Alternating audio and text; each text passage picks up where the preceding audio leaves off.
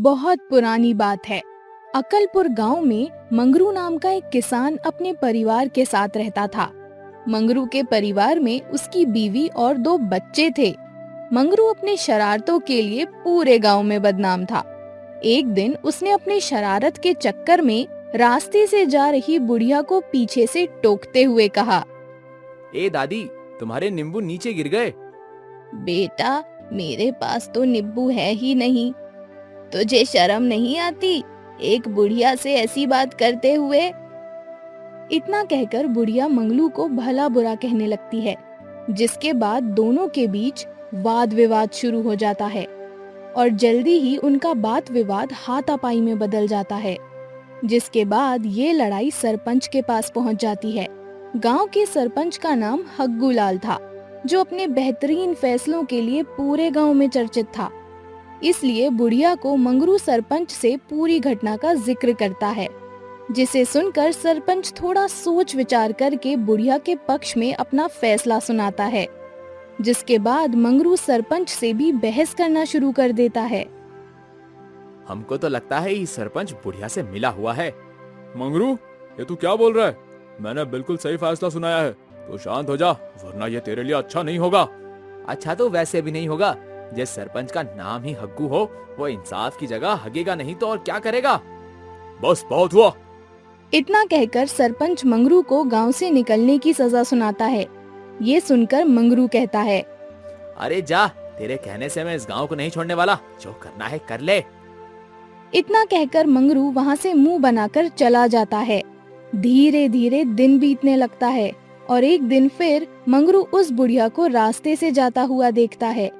इस बार फिर से उसके दिमाग में मस्ती सूझती है, जिसके बाद वो बुढ़िया के पास पहुंचकर कहता है, अरे ओ दादी, नाराज हो का? अरे अब नाराजगी थूक भी दो। बुढ़ापे में इतना गुस्सा करके जवान थोड़ी हो जाओगी।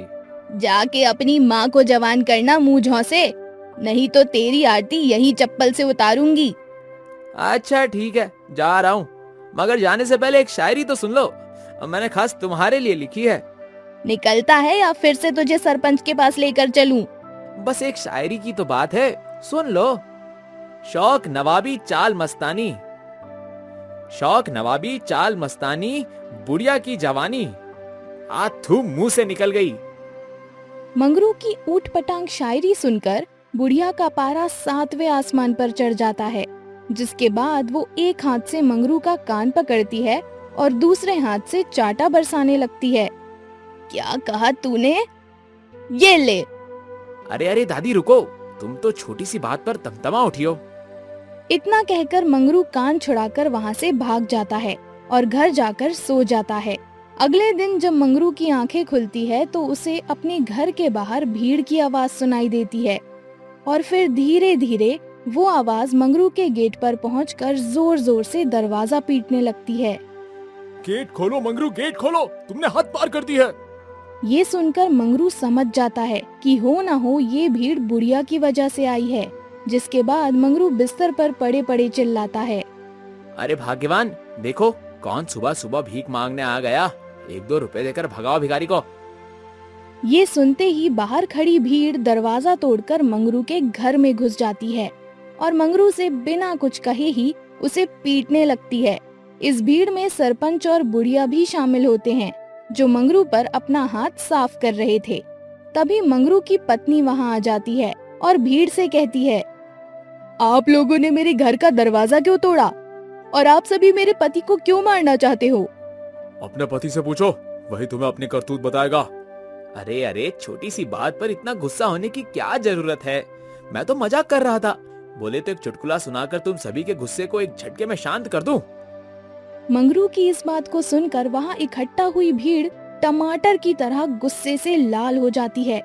मंगरू की पत्नी समझ जाती है कि हो ना हो जरूर मंगरू ने कुछ शरारत की होगी, जिससे ये भीड़ आज उसे मारने आई है। इसलिए अब वो हाथ जोड़कर भीड़ से माफी मांगते हुए कहती है, इन्हें एक और मौका दे दीजिए, ये दोबारा गलती नहीं करेंगे। इतना कहकर मंगरू की पत्नी रोने लगती है, जिससे सरपंच को उस पर दया आ जाती है और वो कहता है, ठीक है बहन, मैं तुम्हारे कहने पर मंगरू को एक मौका और दे सकता हूँ। अगर वो 30 दिनों तक किसी से शरारत ना करे तो मैं उसे माफ कर दूंगा और इस गांव में रहने की मंजूरी दे दूंगा। अगर ऐसा नहीं हुआ तो हम सब मिलकर मंगरू को लात घुसे मारकर इस गांव से भगा देंगे। ये सुनकर मंगरू हंसते हुए कहता है, वारे जैकी चैन के फूफा, बड़ा आया मुझे मार कर भगाने वाला। अभी पुलिस को बुलाकर सारी हेकड़ी निकालू तेरी। ये नहीं सुधरेगा, लगता है इसका भूत आज ही उतारना पड़ेगा। एक बार और हाथ लगाकर दिखा तो तेरे नाम की तरह अगर तुझे मार मार कर हगा ना दिया तो मेरा नाम भी मंगरू नहीं। अच्छा रुक, तुझे अभी बताता हूँ। इतना कहकर सरपंच अपने बगल में गिरी लाठी उठाकर मंगरू को मारने जाता है, लेकिन तभी मंगरू की बीवी सरपंच के सामने आ जाती है और हाथ जोड़कर गिड़गिड़ाने लगती है। इन्हें माफ कर दीजिए, ये आपकी हर बात मानेंगे। 30 दिनों तक ये किसी से भी शरारत नहीं करेंगे। आप मुझ पर भरोसा कीजिए, इस बार इन्हें एक मौका दे दीजिए।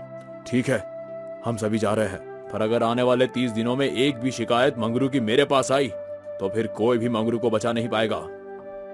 जिसके बाद मंगरू की बीवी मंगरू से कहती है, आज आपकी वजह से हमें इस गांव से भागने की नौबत आ गई है। आपको मेरी कसम, अगर आपने आने वाले इन 30 दिनों तक किसी से भी शरारत की तो आप मेरा मरा हुआ मुंह देखेंगे।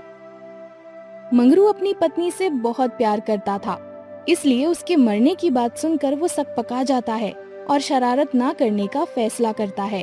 कुछ घंटे बीतते हैं। घर में रहकर मंगरू बोर हो जाता है और इसलिए अब वो घर से बाहर निकलता है और इधर उधर रास्ते में घूमने लगता है। तभी उसे एक लड़का साइकिल से घूमता हुआ दिखाई देता है। लड़के को देखकर मंगरू से रहा नहीं जाता और वो पीछे से जाकर लड़के की साइकिल को धक्का दे देता है, जिससे लड़का साइकिल से गिर जाता है और जोर जोर से रोने लगता है। अरे कोई है, मुझे उठाओ रे, ये मंगरू कभी नहीं सुधरेगा, इसने मुझे धक्का देकर गिरा दिया। लड़के की आवाज सुनकर रास्ते से जा रहे लोग उसके पास इकट्ठा हो जाते हैं और मंगरू की तरफ चिल्लाते हुए कहते हैं, तुम्हें शर्म नहीं आती? मंगरू, सुबह ही सरपंच ने तुझे शरारत करने से मना किया था और तू कुछ ही घंटों में अपनी हरकतों पर वापस उतर आया।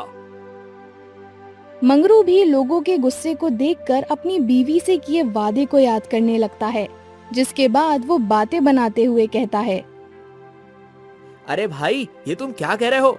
मैंने बच्चे को धक्का नहीं दिया, मैं तो बस इसे गिरने से बचा रहा था, मगर मैं बचा नहीं सका और ये बच्चा इस ऊबड़ खाबड़ रास्ते पर गिर पड़ा। अच्छा, तो तू बहाने भी बनाना सीख गया बचने के लिए? अरे नहीं नहीं, तुझसे क्या बचना, वैसे भी 2 कौड़ी के इंसान के मैं मुंह नहीं लगता। इतना कहकर मंगरू वहाँ से चला जाता है, जिसके बाद सभी लोग सरपंच के पास पहुँचते हैं और उन्हें सारी घटना बताते हैं, मगर किसी के पास भी इस बात का कोई प्रूफ नहीं था कि मंगरू ने जानबूझकर उस लड़के को धक्का दिया है। इसलिए सरपंच सबको शांत रहने के लिए कहता है। इधर मंगरू को अपनी शरारतों को अंजाम देने का नया तरीका मिल गया था, इसलिए वो काफी खुश था। अब वो बिना डरे शरारत करता था और जब उसकी शरारत पकड़ी जाती तो वो एक अच्छा सा बहाना बना देता था। जैसे वो कभी किसी का खाना चुराकर खा जाता और पकड़े जाने पर कहता, मैं खाने में नमक को टेस्ट कर रहा था कि कहीं वो कम या ज्यादा तो नहीं है। इसी तरह कभी वो किसी के मोटापे का मजाक उड़ा देता और लोगों को टोकने पर कहता, मैं तो उसे पतला होने के लिए मोटिवेट कर रहा हूँ। मंगरू को इस तरह से शरारत करते हुए 30 दिन पूरे हो जाते हैं।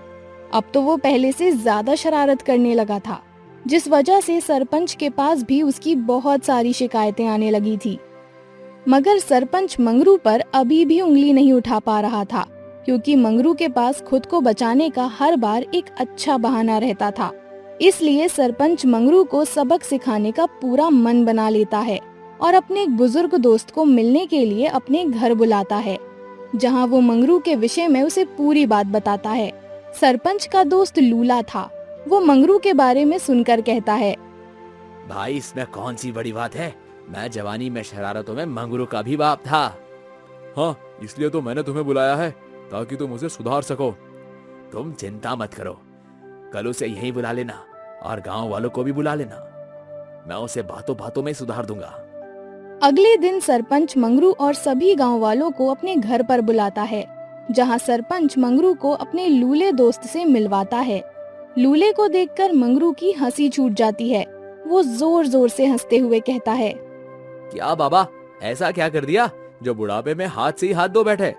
बस बेटा, तुम्हारी तरह हर जगह उंगली करने की आदत थी, इसलिए हाथ से हाथ धो बैठा। और लगता है जल्दी तुम भी हाथ से हाथ धोने वाले हो।